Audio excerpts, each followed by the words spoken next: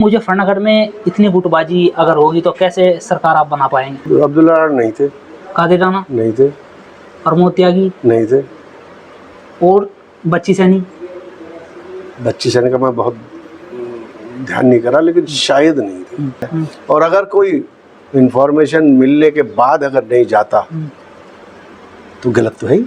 तो वो थोड़ा सा मुगालते में राजनीति कर रहा है कि राजनीति में समाजवादी पार्टी में जब इंफॉर्मेशन ना दी जाती हो किसी को तो अगर इंफॉर्मेशन। हाँ, मैं आपको इस बात को मान रहा हूँ। नहीं, हर विधानसभा में उन्होंने पीडीए पंचायत आयोजित की, क्या उनको पता नहीं चला होगा कि भाई जो समाजवादी पार्टी के कुछ नेता अपने कार्यक्रम में दिखाई देते हैं तो वहाँ क्यों नहीं दिखाई देते, और जब पार्टी कार्यालय पर भी कार्यक्रम किया जाता है तो वहाँ एकजुट क्यों नहीं दिखाई देते? भाई पदाधिकारी काय के लिए फिर कोई वहाँ पे राष्ट्रीय अध्यक्ष जी के सामने राष्ट्रीय वो सचिव जो गुटबाजी नेताओं में दिखाई दे रही है तो कार्यकर्ता किस तरफ खड़ा होगा? फिर किस मुंह से कह सकते हैं कि समाजवादी पार्टी वो सनातन विरोधी है? 2027 के विधानसभा चुनाव नजदीक होने की वजह से पीडीए पंचायत भी हर विधानसभा में आयोजित की जा रही है, और जो राम आश्रय विश्वकर्मा हैं यानी समाजवादी पार्टी के राष्ट्रीय सचिव हैं, उत्तर प्रदेश सरकार में जब समाजवादी पार्टी की सरकार थी तो मंत्री भी रहे हैं।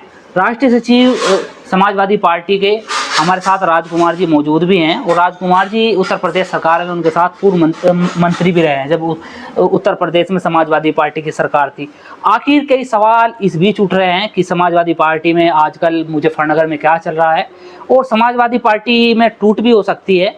कई नेताओं के नाम सामने आए, हालांकि कुछ नेताओं ने उन बातों को खारिज भी किया है, विरोध किया है कि हम समाजवादी पार्टी में ही शामिल थे और समाजवादी पार्टी में ही रहेंगे, हम अखिलेश यादव को ही पसंद करते हैं, उनके नेतृत्व में ही काम करेंगे। इन सभी सवालों को लेकर सपा राष्ट्रीय सचिव और पूर्व मंत्री राजकुमार यादव जी हमारे साथ मौजूद हैं। सबसे पहले स्वागत है आपका खोजी न्यूज में। शुक्रिया फिरोज भाई, और आपके ये खोजी न्यूज देखने वालों को सब स्वागत है। हम सबसे पहले बात करते हैं कि समाजवादी पार्टी में मुजफ्फरनगर में आजकल चल क्या रहा है कि गुटबाजी देखने को मिल रही है। सबसे पहला सवाल यही है मेरा। फिरोज भाई देखिए, गुटबाजी का तो ये सब बेकार की अफवाहें हैं, और ये भारतीय जनता पार्टी, क्योंकि अब चुनाव अभी शायद समय से पहले ही होने के अभी चर्चाएं मीडिया में ही आ रही हैं, और 2 दिन पहले मैंने खुद देखा कि बीजेपी हाईकमांड ने भी अपनी प्रदेश नोटिस को लिख दिया कि चुनाव नवंबर दिसंबर में हो सकते हैं। तो इसलिए समाजवादी पार्टी के राष्ट्रीय अध्यक्ष माननीय अखिलेश यादव जी पूरी तरह से इस वक्त पार्टी को चुनाव में ले जाने की हर तरह की तैयारी कर रहे हैं। तो ये जो सब ये बातें हैं, ये तो केवल लोगों का ध्यान जिस कदर के हालात चल रहे हैं वहाँ अमेरिका ईरान के उसमें अंदर क्या हुआ है, और क्या जिस तरह की भारतीय जनता पार्टी की इस वक्त महंगाई, बेरोजगारी, समस्या जो ये हालात है, इनसे से लोगों का मुद्दा हटाने के लिए केवल ये बात कर रहे हैं गुटबाजी कहाँ है। आपका ये कहना है कि गुटबाजी कहीं नहीं है? आज पिछले कई दिनों से देखा जा रहा है कि सपा के राष्ट्रीय सचिव और पूर्व मंत्री राम आश्रय विश्वकर्मा वो यहाँ पर हर विधानसभा में पीडीए पंचायत कर रहे हैं। जी जी। तो कहाँ पीडीए पंचायत हुई? देखिए, सबसे पहली ये पंचायत जो मेरे को जानकारी में आई मीरापुर विधानसभा की मोरना क्षेत्र में थी, पहली 18 को शायद, और फिर उसी दिन या उससे अगले दिन बुढ़ाना में, और यहाँ पे पुरकाजी विधानसभा एक गांव है बचेंडा, यहाँ उनकी हुई। आज प्रेस कॉन्फ्रेंस थी। इसके बाद चरथावल में हमारे जो विधायक पंकज मलिक, उनके यहाँ प्रोग्राम था, जो ही मुझे जानकारी है। तो समाजवादी पार्टी में फिलहाल कितने गुट आप मानते हैं? मैं तो ये मानता हूँ कि समाजवादी पार्टी में केवल एक गुट है। समाजवादी पार्टी के राष्ट्रीय अध्यक्ष अखिलेश यादव जी हैं, और जो समाजवादी पार्टी में हैं उनके सबके नेता वो ही है, और जिसकी कोई गुट की बात है तो गुट की सारी जो हैसियत और औकात है वो पार्टी के उससे होती है, चाहे वो विधायक हो, चाहे वो संगठन के पदाधिकारी हो, चाहे प्रदेश स्तर के हो या राष्ट्रीय स्तर के हो। अखिलेश यादव चाहते हैं कि 27 में सरकार आए, और कुछ नेता भी चाहते हैं जो समाजवादी पार्टी के समर्थक हैं या पदाधिकारी हैं। हालांकि मुजफ्फरनगर में इतनी गुटबाजी अगर होगी तो कैसे सरकार आप बना पाएंगे? देखिए, ऐसा है कि जो गुटबाजी, मैंने आपसे कहा ना कि गुटबाजी जो जितनी बड़ी वो हो जाती है, कई लोग ऐसे हो जाते हैं, लेकिन वो ये भूल जाते हैं कि ये जो गुटबाजी है कहीं पे भी किसी उसमें प्रदेश में अगर चलती है तो एक तो सबसे बड़ी पार्टी के अंदर थोड़े लोगों की मांग और पूर्ति होती है इस हिसाब से। लेकिन मेरा आपका ये कहना है कि चाहे गुटबाजी में किसी भी जनपद हो तो कोई भी वो हो, इसमें सबसे बड़ी पहली बात यह है कि आदमी की नेता की जो हैसियत है वो पार्टी से है। मेरा मानना है पार्टी में चाहे वो विधायक है, चाहे वो मंत्री है, चाहे संगठन का नेता है, चाहे साहब उनका जिला था। तो सबसे पहले पीडीए पंचायत मोरना में हुई यानी बिनापुर विधानसभा में हुई, तो वहाँ आपको नहीं देखा गया? देखिए मेरे को जानकारी ये करीब 2:30 साढ़े 3 बजे मेरे पे कादिर राणा जी की मैंने मिस कॉल देखी खाना खाने के बाद, तो मैंने उन्हें बुलाया तो उन्होंने मुझे बताया कि आज मेरे यहाँ खाना है और आप। लेकिन नहीं, मेरा सवाल ये है कि मोरना में पीडीए पंचायत आयोजित की गई, रामाश्रय विश्वकर्मा जी वहाँ मौजूद थे, जी। कुछ नेता मौजूद थे, आप ये कह रहे हैं कि गुटबाजी नहीं है, बहुत सारे नेता वहाँ पर मौजूद नहीं थे। नहीं, मैं उस कार्यक्रम मेरे जिम्मेदार मेरे को जानकारी नहीं थी, आपको सूचना नहीं दी? मेरे को सूचना नहीं थी कोई। मैं तो वही तो बता रहा हूँ, मेरे को ये सूचना रामाश्रय विश्वकर्मा जी के आने की सूचना भी मुझे कादिर राणा जी ने करीब 5 बजे करीब इनकी मिस कॉल में देखने 5 बजे करीब बात हुई, वो भी उन्होंने खाने के मुझे। तो आप उनके खाने की बात करते हैं, जब वहाँ खाने का प्रोग्राम होता है वहाँ पर कुछ नेता तो दिखाई देते हैं और कुछ किनारा करते हैं। जहाँ जिलाध्यक्ष हर जगह दिखाई देते हैं जिया चौधरी, वे वहाँ से किनारा करते हैं, आखिर क्यों? देखिए मैं उसमें था ही नहीं, मैंने उनसे ये कह दिया था कि भाई जो अगर मान लो विश्वकर्मा जी आ रहे हैं, आखिर किनारा करते हैं तो क्यों करते हैं? तो क्या गुटबाजी है? नहीं, अब ये खाने पे मान लीजिए हो सकता है उन्होंने अपने जो नज़दीक जो लोग हैं उन्हें बुलाया हो। अब मुझे ये जानकारी नहीं कौन वहाँ पे नहीं था, कौन था। तो जिलाध्यक्ष नज़दीक नहीं है उनके? अगर उन्हें बुलाया होता तो कोई जिलाध्यक्ष वहाँ तो थे, अध्यक्षता इन्होंने मोरना में करी। सादिक चौहान मेरे ही, मैं 40 साल मीरापुर रहा हूँ, मीरापुर का रहने वाला है, वो विधानसभा का अध्यक्ष था। तो अब मुझे वहाँ का ये जानकारी नहीं है कि वहाँ कौन था कौन नहीं था। कादिर राणा जी से मैंने माफ़ी मांग ली थी कि भाई मुझे अगर प्रोग्राम की सूचना नहीं और प्रोग्राम में अगर कोई नेता आ रहे हैं तो मैं फिर खाने की तो थी नहीं जब मेरे को सूचना नहीं थी। जब भी कोई कार्यक्रम आयोजित किया जाता है समाजवादी पार्टी द्वारा, चाहे कोई विधानसभा में किया जाए या पार्टी कार्यालय पे किया जाए, कुछ नेता दिखाई देते हैं तो कुछ किनारा करते हैं। एक फ्रेम में एक मंच पर समाजवादी पार्टी के नेता अभी तक पिछले कई सालों से दिखाई नहीं दे रहे हैं, क्या कारण मानता है? देखिए मेरे को तो जब भी पार्टी कार्यालय पे जो भी प्रोग्राम की सूचना हुई मैं गया, मैंने वहाँ सभी लोगों को देखा। ऐसा मैं नहीं देखा कि कोई विशेष उसमें कोई आ रहा है कोई नहीं आ रहा है, ऐसा नहीं देखा। पार्टी कार्यालय पर कार्यक्रम होते हैं तो कुछ नेता ऐसे हैं, अब्दुल्ला राणा है, कादिर राणा है और प्रमोद त्यागी हैं, इनको आपने आखिर बार कब देखा? पार्टी कार्यालय पे? पार्टी कार्यालय पे तो कादिर राणा जी का भी मैंने कल यह मानिए राष्ट्रीय अध्यक्ष जी का जन्मदिन था या कुछ ऐसे प्रोग्राम। उसके बाद मासिक मीटिंग का भी आयोजन किया जाता है, आज भी कार्यक्रम था, तो वहाँ पर वे मौजूद नहीं थे। नहीं तो आज कार्यक्रम में एक बात देखिए, मेरे को रामाश्रय जी के प्रोग्राम की मुझे आज सूचना मिली और जो जिले के महासचिव हैं सोमपाल, उनका मेरे पे फोन आया और उन्होंने बताया कि 12 बजे प्रेस कॉन्फ्रेंस है। मैं ठीक है, मैं आऊँगा। मैं पहुँचा, टाइम पे पहुँचा, मेरे बाद ही प्रेस कॉन्फ्रेंस शुरू हुई। कुछ कार्यक्रमों में महानगर अध्यक्ष दिखाई नहीं देते। मैं जिन कार्यक्रमों की मैं बता रहा हूँ कि मुझे जानकारी है उनकी मुझे पता है।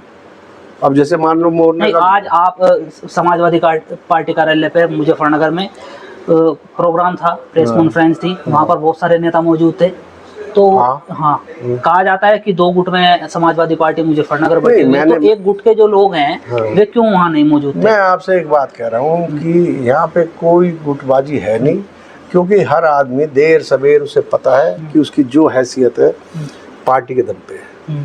पार्टी के नेता हमारे राष्ट्रीय अध्यक्ष जी है, और जहाँ तक पीडीए की सवाल है, पीडीए के तो जो शुरुआत करी थी माननीय नेताजी ने अपने उसमें से करी थी, और आज वो माननीय राष्ट्रीय अध्यक्ष अखिलेश यादव जी उसे लिख दिए पिछड़ा, दलित, अगड़ा, ब्राह्मण, मतलब हर उसके लिए ये नेताजी की देन थी। आपको मैं मिसाल बताऊं कि मुजफ्फरनगर जिले को तो पीडीए की एक जो नेताजी ने और माननीय राष्ट्रीय अध्यक्ष ने अखिलेश जी ने जो दी, इसकी मिसाल दूसरे जिले में नहीं मिलेगी। यहाँ पे देखिए सबसे ज़्यादा टाइम किरण पाल कश्यप यहाँ के जिलाध्यक्ष रहे, यहाँ पे बच्ची सैनी जिलाध्यक्ष रहे, यहाँ पे सतेंद्र सैनी जिलाध्यक्ष रहे। तो क्या बच्ची सैनी आज कार्यालय प्रताप ने बच्ची सैनी को कहा थे कार्यालय पे, आप मौजूद थे? आज मेरा ख्याल शायद आज नहीं थे। ऐसे कौन कौन लोग हैं जो वहाँ दिखाई नहीं दिए? प्रमोद त्यागी, बच्ची सैनी, कादिर राणा और अब्दुल्ला राणा, और भी बहुत सारे लोग हैं जो वहाँ पर मौजूद नहीं थे। अब कुछ मजबूरी, आपने इन लोगों को देखा या नहीं देखा? किन को? अब्दुल्ला राणा नहीं थे, कादिर राणा नहीं थे, प्रमोद त्यागी नहीं थे, और बच्ची सैनी का मैं बहुत ध्यान नहीं करा, लेकिन शायद नहीं थे, शायद नहीं थे। सतेंद्र सैनी नहीं थे। तो कई जगह पीडीए पंचायत हुई, तो पीडीए पंचायत में एक गुट के लोग दिखाई देते हैं तो दूसरे गुट के लोग नहीं दिखाई देते। मैं पीडीए का बताता रहा हूँ कि पीडीए के पंचायत का मैं आज प्रेस कॉन्फ्रेंस की मुझे सूचना संगठन के स्तर पे जिला महासचिव सोमपाल ने दी। नहीं, आज समाज मैं आज गया मैं वो बता रहा हूँ, लेकिन मैं आपसे गुटबाजी में फिर एक बार ये कह रहा हूँ कि जो राजनीति करता है ना आदमी, उसे राजनीतिक आदमी को, हर आदमी को ये अगर एहसास नहीं है तो वो थोड़ा सा मुगालते में राजनीति कर रहा है कि राजनीति में समाजवादी पार्टी में जो भी हैसियत है किसी की भी, वो पार्टी की देन है। तो इसलिए अगर जो पार्टी से इस स्तर से हटके अब ये आज क्यों नहीं गए जो पूछ रहे हैं, मैं आप बता रहा हूँ, हो सकता है ये आज चरथावल में भी विधायक पंकज मलिक की आती, वहाँ सब ये सब लोग वहाँ गए। वहाँ प्रमोद त्यागी नहीं थे, चरथावल का क्योंकि मेरे को चरथावल की सूचना नहीं है, मुझे बताया आज पत्रकार वार्ता में राम आश्रय विश्वकर्मा जी ने बताया कि चरथावल में आज प्रोग्राम है। तो ये है कि वहाँ के विधायक है पंकज मलिक, एकमात्र विधायक है, एक ही सांसद है यहाँ। तो गुटबाजी को फिर ये भी हवा दे रहे हैं जो राष्ट्रीय सचिव समाजवादी पार्टी के राम आश्रय, क्या वो भी सूचना जब उनके कार्यक्रम पीडीए पंचायत हर विधानसभा में आयोजित की जा रही है, तो क्या उन्होंने गौर नहीं किया कि जो समाजवादी पार्टी के नेता हैं, कुछ विधानसभा में कुछ नेता दिखाई देते हैं, पार्टी कार्यालय पर आज प्रेस कॉन्फ्रेंस की गई, पार्टी के लोगों को सूचना दी गई, बहुत सारे नेता वहाँ से किनारा कर गए, क्या उनको सूचना नहीं दी गई या वे खुद किनारा कर रहे हैं? देखिए मैं आपसे बता रहा हूँ, आप चरथावल देखें, चरथावल एक पक्ष मौजूद नहीं रहा, कादिर राणा जी के यहाँ हरिंदर मलिक जी मौजूद नहीं रहे, और जब पार्टी कार्यालय पे हुआ तो कादिर राणा जी वहाँ पर मौजूद नहीं रहे। लेकिन कल ही मैंने फोटो देखी, हालांकि मेरे को भी उसकी भी सूचना थी, अपने ऑफिस के कार्यक्रम चाय पानी का होता है, तो कल मैंने देखा इलम सिंह जी की, हमारे प्रदेश सचिव है, इनके यहाँ की फोटो मैंने देखी, कादिर राणा जी भी थे और हरिंदर मलिक भी थे। तो कहाँ पे थे दोनों? तो एक मंच पर दोनों थे, मैंने फोटो देखी। प्रमोद त्यागी थे? प्रमोद त्यागी नहीं थे। और जब पार्टी पे कार्यालय पर प्रोग्राम किया जाता है, जहाँ वहाँ नेता हर मौजूद रहता है जो समाजवादी पार्टी के पदाधिकारी हैं, तो फिर वहाँ ये लोग इस कार्यक्रम के अलावा भी हम बात करें तो कम दिखाई देते हैं। देखिए ऐसा है कि पार्टी के प्रोग्राम में अगर किसी भी नेता को सूचना है, वो किसी भी हैसियत का है, तो उसे नेता को ये एहसास होना चाहिए कि ये हैसियत केवल पार्टी की देन है। कितना ही बड़ा नेता हो, जो सांसद हो, विधायक हो, संगठन का जिला अध्यक्ष हो, राष्ट्रीय पद का हो, हैसियत तो ये पार्टी की देन है। और अगर कोई इंफॉर्मेशन मिलने के बाद अगर नहीं जाता तो गलत तो है ही। जब इंफॉर्मेशन ना दी जाती हो किसी को, तो अगर इंफॉर्मेशन, हाँ मैं आपको इस बात को मान रहा हूँ, और मुझे ताज्जुब इस बात है कि राम आश्रय विश्वकर्मा जी बहुत सज्जन व्यक्ति हैं। और मुजफ्फरनगर में दीपक पैलेस में कार्यक्रम हुआ, क्या आपको सूचना थी? नहीं। चरथावल की आपको सूचना थी? नहीं। और मीरापुर में आप काफी लंबे समय, मैं 40 साल रहा, मेरे सारे जो है वो मीरापुर के हैं। यहाँ तक कि जब मैं मंत्री बनाया गया तो मेरा भी एड्रेस जो था निवासी मीरापुर था। तो मीरापुर में 40 साल रहा, लेकिन अब उन्होंने मुनासिब नहीं समझा कि ये समझाओ कि भाई ये बुजुर्ग हो गए हैं या अब ये यहाँ रह रहे हैं मुजफ्फरनगर में, तो हो सकता है इन्होंने नहीं दिया सूचना। लेकिन अब ये राम आश्रय जी बहुत सज्जन आदमी है, संगठन में मेरे साथ रहे हैं। ये एक मंडल के प्रभारी थे, मेरे पे भी 3 मंडल थे। लेकिन अब संगठन के आदमी को ये तो जानकारी उन्हें करनी चाहिए थी कि भाई मेरा 40 साल से उस विधानसभा से संबंध रहा और मुझे व्यक्तिगत रूप से उससे काम साथ में पार्टी के काम करने का मौका मिला। तो भाई मुझे ये लगा कि शायद अब मेरे को इत्तला करने की वो जरूरत ना। नहीं, हर विधानसभा में उन्होंने पीडीए पंचायत आयोजित की, क्या उनको पता नहीं चला होगा कि भाई जो समाजवादी पार्टी के कुछ नेता अपने कार्यक्रम में दिखाई देते हैं तो वहाँ क्यों नहीं दिखाई देते, और जब पार्टी कार्यालय पर भी कार्यक्रम किया जाता है तो वहाँ एकजुट क्यों नहीं दिखाई देते? देखिए एक बात है, जो किसी को जानकारी मिले और जानकारी के बाद अगर वो नहीं जा रहा तो ये तो एक तरह से अनुशासनहीनता का दायरा है, अगर पार्टी का कोई पदाधिकारी नहीं जानता। लेकिन अगर किसी नेता को, भाई एक बात सुनिए, मैं राष्ट्रीय सचिव हूँ, मंत्री भी रह लिया, राम आश्रय जी मंत्री भी रह लिए, आज वो भी राष्ट्रीय सचिव है। तो मेरा मतलब है कि इतने बड़े नेता ने और इतना महत्वपूर्ण जो नेताजी ने पीडीए शुरू करा था, आज राष्ट्रीय अध्यक्ष जी ने पहली उसके अंदर पिछड़ा, दलित, अल्पसंख्यक, अगड़ा, ये पहला मुद्दा वो लेके चल रहे हैं। तो अगर इतना बड़ा नेता, महत्वपूर्ण नेता जो एक पीडीए के लिए पंचायत करते हुए गए हैं, उनकी सूचना अगर मेरे को नहीं दी गई है, मुझे जानकारी है ही नहीं, मुझे किसी प्रोग्राम की जानकारी नहीं दी, तो भाई मतलब ये है कि जिले स्तर के लोग नहीं मान रहे थे कि भाई इनको सूचना हो सकता है। देखो मेरे उम्र का ही मुकाम है, 74 साल की एज है, ये नाम समझता हूँ मुनासिब कि भाई इन्हें बुलाना ज़रूरी है, तो ये तो उनकी है। नहीं, आज बुलाया, आज मैं गया। तो आपके हिसाब से बुलाना चाहिए पदाधिकारी को, नहीं बुलाना चाहिए? भाई पदाधिकारी काय के लिए फिर कोई वहाँ पे राष्ट्रीय अध्यक्ष जी के सामने राष्ट्रीय वो है सचिव। भाई मैं भी संगठन में एक बता तो रहा हूँ कि मैं इतने 3 मंडल का प्रभारी रहा, इतने महत्वपूर्ण नेताजी सांसद थे, मुरादाबाद जिला मेरे पे रहा, और क्या नाम आजम साहब का मानिए, मतलब हमारे पार्टी के नीति निर्धारक और स्थापना करने वाले, उनका जिला रहा। रशीद मसूद उस वक्त पार्टी में राष्ट्रीय उपाध्यक्ष थे, वो जिला रहा, मेरे रहा, मुजफ्फरनगर रहा, बागपत रहा, गाजियाबाद रहा। तो अब मेरा तो ये था कि नेता ने जिम्मेदारी दी, नेता की वफादारी से आज ये समझ लो कि शायद पश्चिम उत्तर प्रदेश में तो मेरे से पुराना कोई इसमें पार्टी में नेता है नहीं। मैं जिस दिन सतपाल मलिक जी ने पार्टी ज्वाइन करी थी, उस दिन नेताजी से मैं मिलने गया था पहली बार, और उसी दिन उन्होंने ज्वाइन कराई थी। अगले दिन नैनीताल में राष्ट्रीय कार्यकारिणी थी, मेरे से मिलने के बाद मैं जो आप बता रहा हूँ। तो मैंने तो ये है कि मेरा ईमानदारी से, वफादारी से, आज बताइए कि मेरे को पूरे जीवन में, मेरे इतने 32-33 साल के जीवन में मेरी जो हैसियत नहीं थी उससे ज़्यादा हमारे राष्ट्रीय नेताओं ने, पहले नेताजी ने दिया, अब मानिए अखिलेश यादव जी दे रहे, मंत्री भी उन्होंने ही बनाया, ये राम आश्रय जी को भी उसमें उन्होंने मंत्री बनाया, इन्हें तो एमएलसी का पद दे के बनाया था।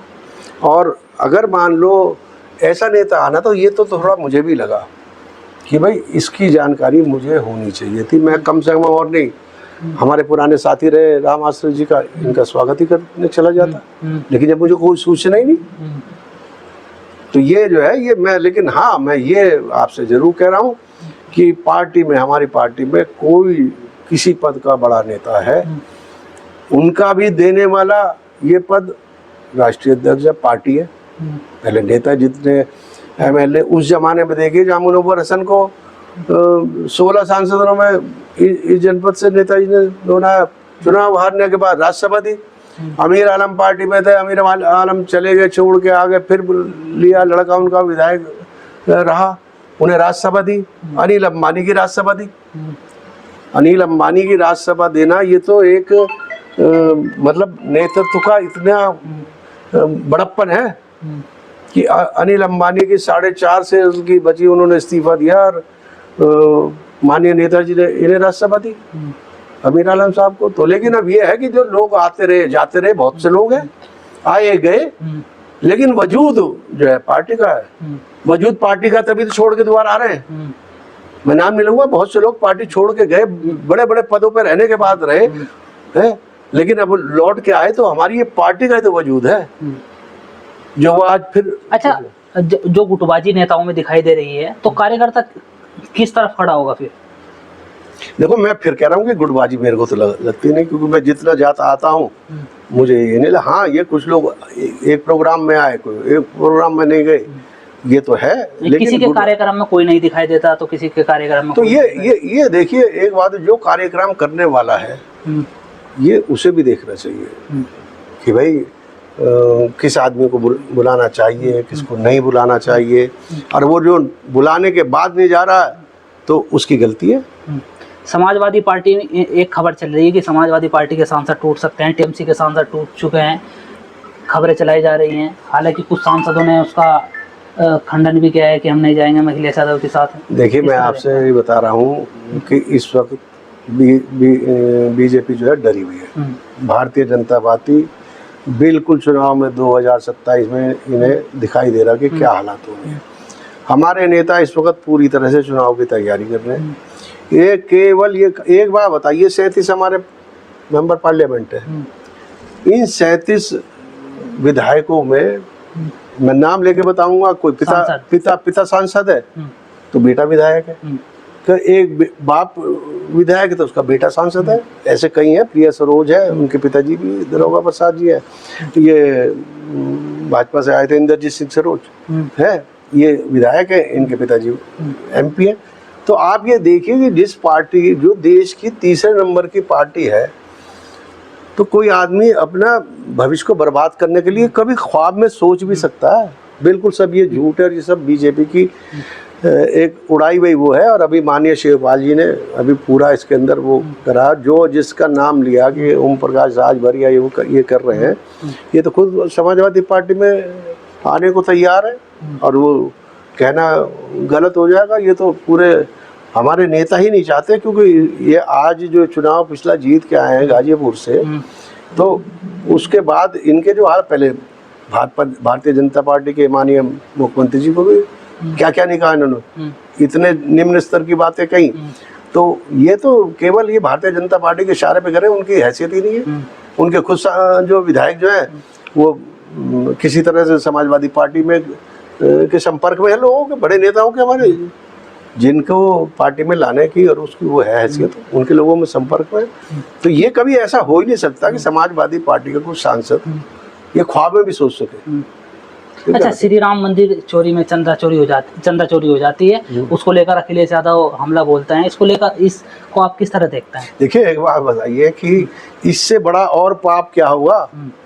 ये भगवान राम को लेकर सत्ता में आए। आप ये बताइए कि जब ये सत्ता में आए, इन पर कोई मुद्दा तो नहीं था, केवल देश की जनता को, सनातन धर्म को मानने वालों को ये बरगला के तो आए। आज वो राम मंदिर भी बन गया।